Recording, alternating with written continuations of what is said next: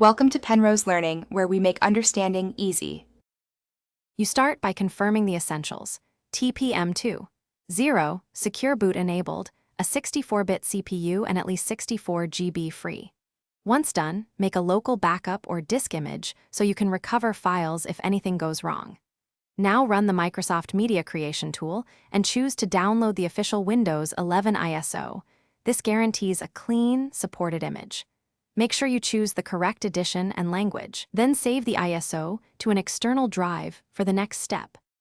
With the ISO ready, you create bootable media. Plug in an 8 GB or larger USB stick and open Rufus or use the Media Creation tool to write the ISO. Choose GPT partitioning for UEFI systems and pick FAT32 or NTFS depending on file size and firmware requirements. FAT32 is more compatible with Secure Boot. Once written, safely eject and test booting from the USB on the target machine. If the stick doesn't boot, recreate it and double-check the partition scheme and UEFI settings. Boot the target PC from the USB and choose the custom install option so you control partitioning. Select the target drive and proceed. You'll complete OOB setup, sign in, and then install motherboard and device drivers, followed by Windows Update to pull cumulative patches.